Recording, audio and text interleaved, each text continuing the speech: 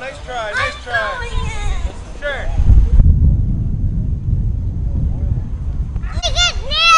Cindy! He thought he caught it.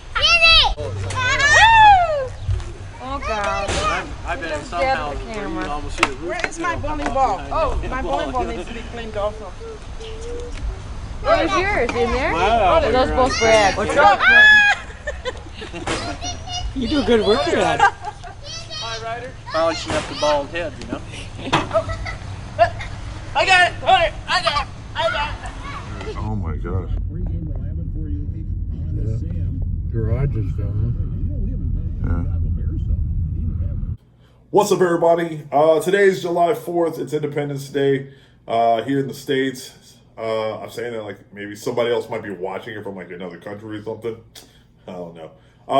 That was definitely me and my sister playing catch at my dad's mother's home, my grandmother, in Springfield, Minnesota.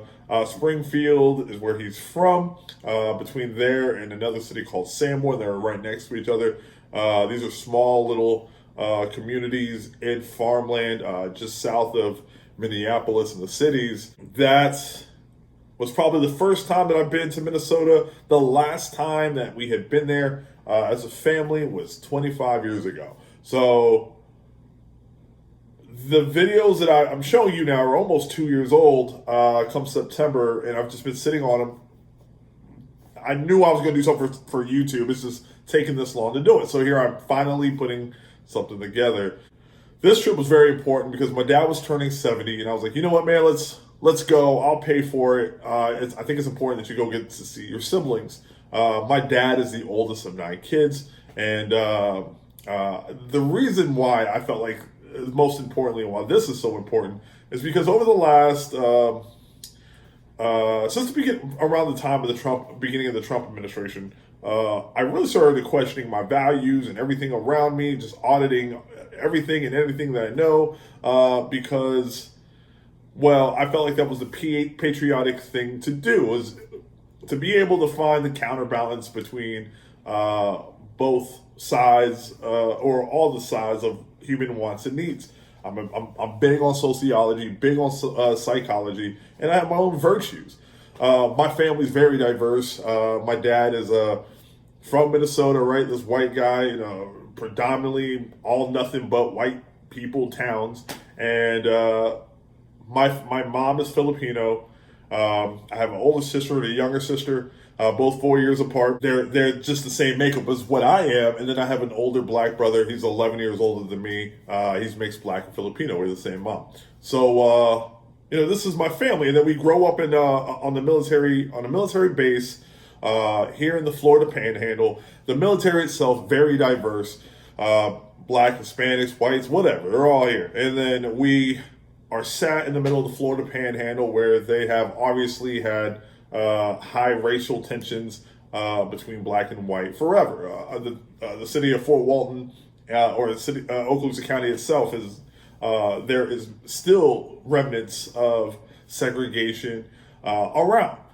But I grew up, along with my siblings, inside the integrated school system, and so my perception has been so valuable as far as being able to see people for character and preferences versus the skin tone, which I think is like arbitrarily stupid, but people find that of value. So whatever. So I've really just been dissecting it apart, spending the last 5-6 years trying to figure out what my beliefs are. My mom is the reason why I started going down this journey. I remember her saying to me one time at my parents' house, she goes, "Clint, you're a Democrat, aren't you?" And I was like, I don't even know what that means. And that was true. I was like, I couldn't tell the difference between a Republican or a Democrat, like politics, whatever. I actually have this belief and notion that people that are in politics are smarter than me, better at running the city, the country than I am, because as a former restaurant manager, I used to see my restaurant as like a mini country, like all these different personalities, all these different wants and needs, people being all these different people agreeing about certain subjects or certain policies and not against others, and then you get groups who form and all this stuff, and you have to be likable or relatable in order to get compliance from your group. I know those are the keys. And so when I look at politicians, I feel like they're just them doing that at that time. Then I realized, like, my family, when it comes to politics or the way of the world, we are so divided on that. And so my journey begins. I start this 5-6 year long interview. I feel like the world has become my laboratory, and I'm constantly like either saying something or questioning people to kind of get a reaction or an answer about the way they see things. And it's like it's been an interesting journey, to say the least. And this is actually a part of that journey, because this that I'm giving you serves a purpose. It's a tool. Like, I get the chance to hear your side in the comments about whatever, and I'll be the first to admit, I'm one of those people who go on the internet and I make comments and pick and probe at people just to try to get to the root of it, get to the root of somebody's reason for saying things. Because a lot of what we do, things that we say, is front street, and you don't want people to really know who you really are, like what's really deep inside.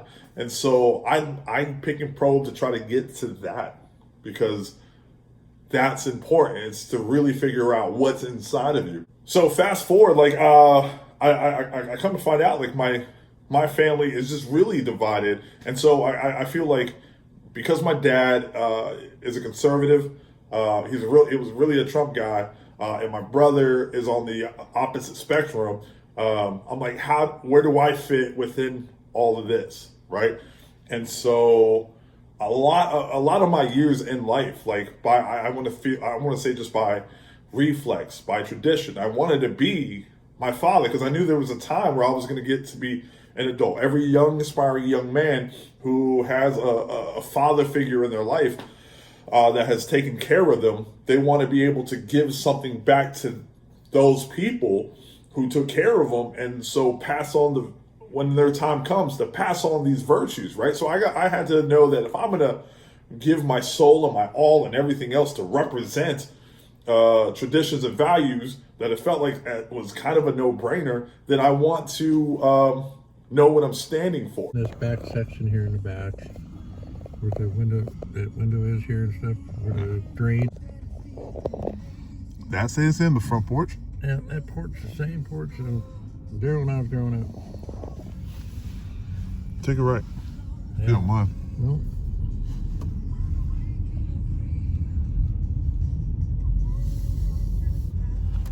This was my right next door was my Uncle Glenn's house.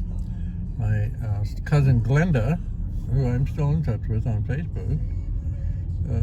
She's a skinny little thing, quite a too. Her and I were good friends. The parochial school that I went to from 1st through 8th grade. And this should be a little bit bigger. well, you had, it was so small that you had 2 classrooms, and you had grades 1 through 4 in one room and 5 through 8 in the other one. The only thing that's changed is the playground is added in. That's it. But they've added a couple. They put a little park in here, memorial type thing. These towns used to pop, buddy, when I was young. The mobile gas station. There used to be some gas pumps there. And here was just where that fence is. There's a building there called the City Cafe. You know, it might have burned down. But this one here, that building was known as the Pint Garage. P-I-N-T was the last name. And when I was growing up, Old Man Pint used to sit in there. The office was right there to the left. And you could sit and ask him questions all day long. He was pretty cool. His son ran the operation. But old man Pitt started working on cars when they were Model Ts, Ford Model Ts and stuff. No way. Yeah, he was one of the first mechanics. And he's also the one that gave my dad and all his brothers nicknames. So that's what Spud got. Yeah, they're stuck too. Dad was named Spud. My Uncle Ed never got a nickname. It kind of pissed him off. He didn't deserve a nickname. My Uncle Inks, that lived in Nebraska, which is Bob Leopold's dad, who's the only boy cousin. Kind of like Mom's thing where you shorten the name up or something. I don't know. Right in here, there was a building here that was Ace Hardware type thing, you know, but before Ace Hardware. It was a hardware store. The guy designed it himself, pulled in all kinds of stuff himself. But we used to slide down this hill and go all the way down there and try to miss that big ass tree right here. I mean, back then it was a real tree, not one falling down. But over here we used to have a lot of picnics and stuff. We had a family reunion over here once.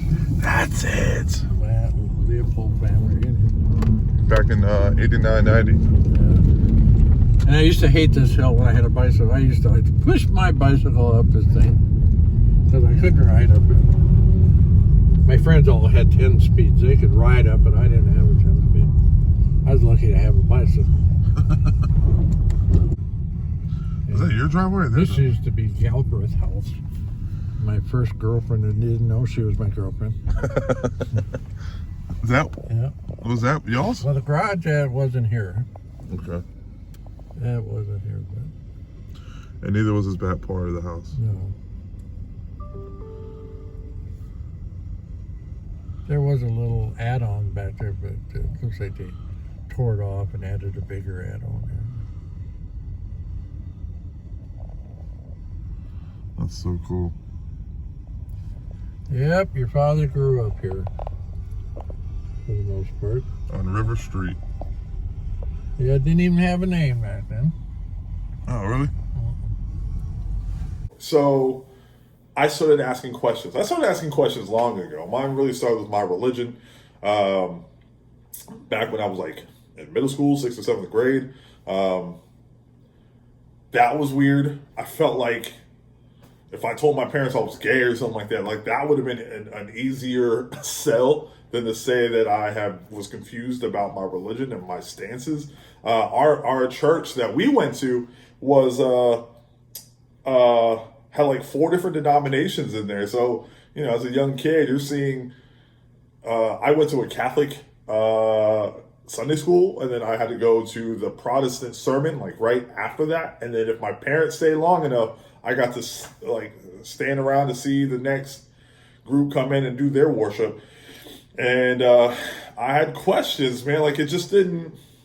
But as a young kid in the 90s, like I'm too busy with pop culture friends and what's next to do or whatever at that time to deep dive into these things. Fast forward into the future, probably 5-6 years later, I start reading Trump books because I was a broke kid and I wanted to know what it took to get to the upper echelon. This man's over here pooping in golden toilets and stuff, and so I'm going in on like all this information, and then fast forward into his administration after we had a black guy as president for 8 years. I'm like, all right, the country's moving to something different. I'm about that. That's cool. We got to mix it up to kill off the racial tension stuff, right? Let's push that all the way down because that's dumb. Let's go. let's now get a business-minded guy to make the country make sense, run financially better, so that way we can enrich and we do things in this country, et cetera, and get back to a more industrialized state. To me, that's progression. Progression because we were inventing things. There was a time here where industry and people were getting anyway. During the Trump administration, is when I started really questioning my values, my stances, like everything they were saying. And spoiler alert, I'm an independent. Like I don't care what party the candidate represents, as long as that person I feel like is genuine and has good moral good morals from what I can see. Like he would take that I would trust to watch my kids or something like that. That kind of trust in a person. Now everybody has a different caliber of how what they think their presidential candidate should have, or what have you. But it really, all of that, and then listening to like my dad's points and really and my brother's points, like it really forced me to be honest about everything. And so I had to, me looking across the way at my father, I'm probably 80% him, to be honest with you. Like my dad was he's such a great guy. He's such an amazing, beautiful man. I think he is all the things a good person represents. He's caring. He's genuinely just a nice guy who will open the door for you. He's neighborly. I think he's the sole definition of being a Christian. A guy who hasn't lived, I think, has made mistakes or whatever, but he's actually doing the steps to be right with God. And whether your religious stances are on that I can appreciate, because this is a man who's dedicating himself to the loves of his life. And I can't fault a man for that. And I feel like I'm that too. I want to do all good things and take care of those around me to a degree. Now, here's the extra step of what I enjoy about my father. He allowed me to be me. He allowed me to take the world in and perceive it the way I perceived it. He introduced me to his religion. He introduced me to his values, and then introduced me to his political side of who he was, and let me decide on that. And then on top of that, he introduced me into the community that I represent now. I couldn't ask for a better gift. There's nothing else in this world that matters more than to have my own thoughts and not have like somebody else that I truly love and admire try to shadow or manipulate my viewpoints into a certain direction. He never did that.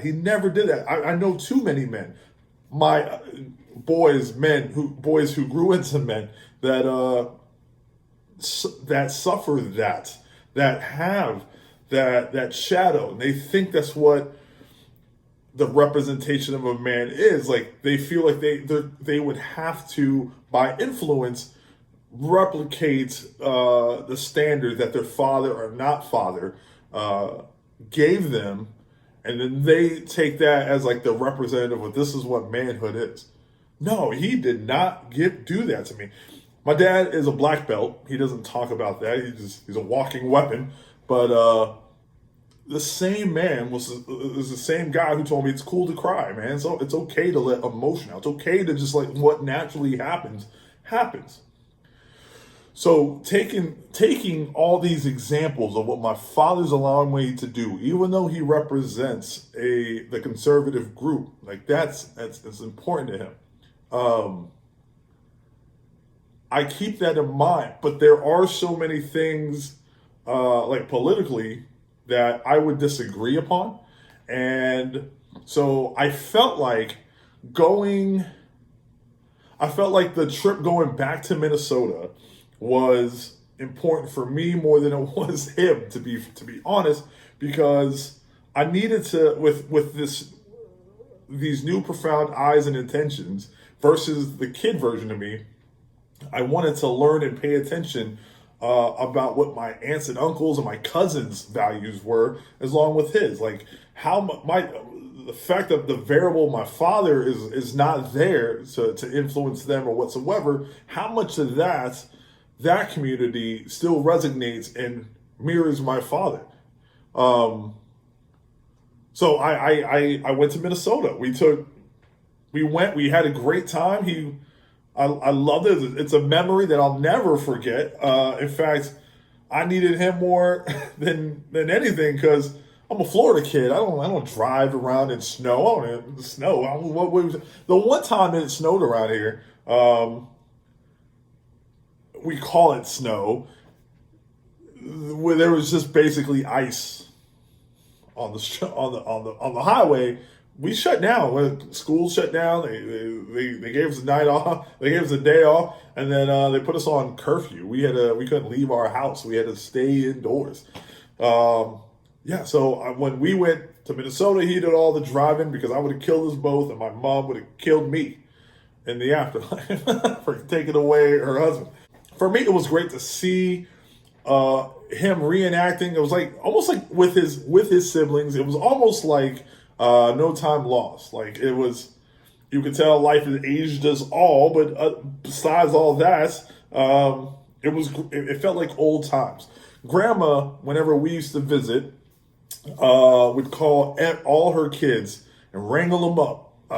They're grown adults technically at this time. They're all in their, like, most of them were in their 20s, and we had to. All of them came home to say what's up to us, and that was such a warming feeling because that's how I got to meet my cousins and spend time, and it was. Those summers were just great. I wish we would have done more and more of those throughout my life, but unfortunately.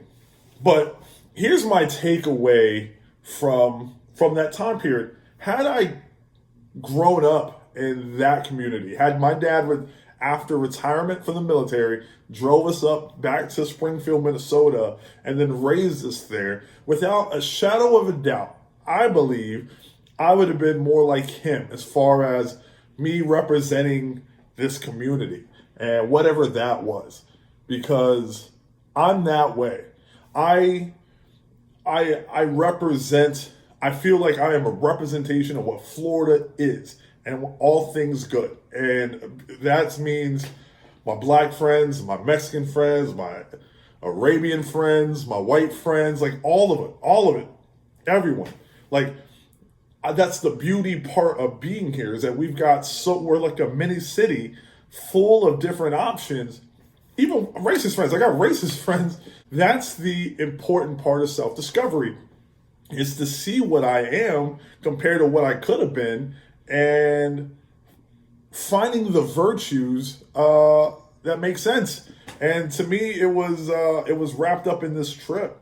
To know where my dad comes from, and getting to see that firsthand, the beauty of this community was, like, everybody knew each other, but in this like harsh environment where the winters are rough, they relied on each other heavily. Then you add the morality that is religion, which is a representation of good things, of a good God, a caring God. You're adding layers of love to this man in this circle. You get someone like my father who ends up going into the military with these virtues and witnessing the world as this man, like in a whole nother country, especially for the duration of most of like Jim Crow and all that. Like, and he's in an environment where he gets to interact with what the whole world is. Like, I'm thankful for that he did that. That he got to experience other cultures, because a lot of people don't get a chance to leave their country and see that. So as I sit here as a representative of what my community is, as what my family is, I take the good that I see in him, and now that's my tradition that I want to pass on or exemplify to the world. And that can be rough. That can be rough because even in my own community, that's threatening.